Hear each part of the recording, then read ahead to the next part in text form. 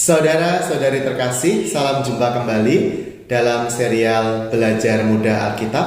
Kita telah tiba pada Kisah Para Rasul bab 9 yang mengisahkan tentang pertobatan Saulus.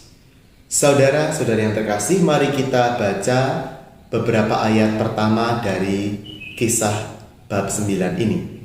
Sementara itu, hati Saulus masih berkobar-kobar untuk mengancam dan membunuh murid-murid Tuhan.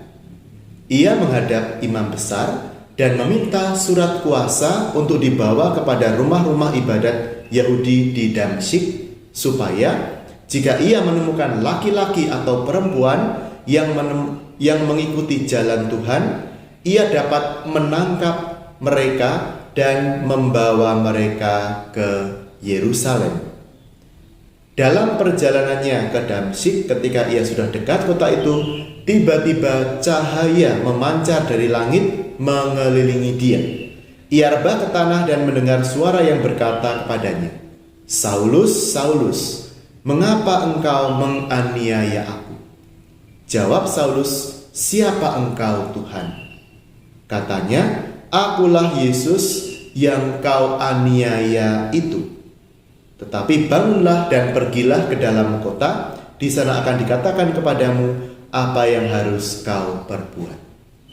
Saudara-saudari yang terkasih dalam Kristus, pertobatan Saulus itu bukan sebuah pertobatan seperti yang biasa kita pahami. Dari seorang yang berdosa dalam arti melakukan kejahatan yang melanggar moral, menjadi seorang yang baik, bukan seperti itu. Dalam pemahaman Saulus sendiri, yang dia lakukan itu sebenarnya adalah melaksanakan hukum Taurat, hukum agamanya, agama Yahudi itu, yang menuntut kesetiaan kepada Taurat. Maka Saulus sebagai seorang yang berkobar-kobar dalam agama Yahudi, dalam pembelaannya terhadap Taurat, dia membela Taurat itu, membela agamanya dengan menangkap, dengan menyetujui juga tindakan hukum terhadap para murid Yesus yang dianggap sebagai sekte yang sesat, yang tidak sesuai lagi dengan ajaran-ajaran agama Yahudi. Nah, tetapi memang betul kalau ada istilah pertobatan itu bukan selalu dari hal yang sangat buruk kepada hal yang sangat baik, tetapi juga dari pemahaman yang kurang tepat kepada iman yang lebih tepat. Itulah yang terjadi dalam pertobatan Saulus. Dia mendapatkan pewahyuan dari Yesus yang bangkit, Yesus yang dia aniaya itu dalam perjalanannya ke Damsyik.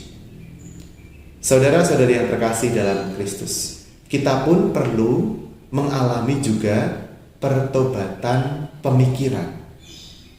Seringkali kita punya pemahaman-pemahaman yang kurang tepat tentang Tuhan, tentang gereja Katolik, tentang iman kita, dan sebagainya. Maka pertobatan Saulus menjadi Paulus itu adalah juga panggilan bagi kita. Mari kita berhenti menjadi dalam tanda petik penganiaya gereja, menjadi orang yang menyulitkan bagi gereja, menjadi batu sandungan bagi gereja dengan tingkah laku kita atau dengan apa yang kita katakan, yang kita pikirkan tentang gereja yang ternyata itu adalah pikiran kita sendiri misalnya.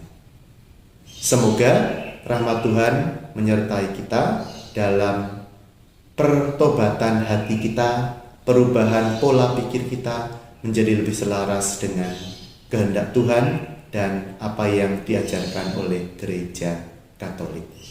Kita doakan juga mereka yang menganiaya gereja Katolik supaya mereka juga sadar bahwa apa yang mereka lakukan itu tidak benar. Tuhan memberkati kita dalam nama Bapa, Putra, dan Roh Kudus.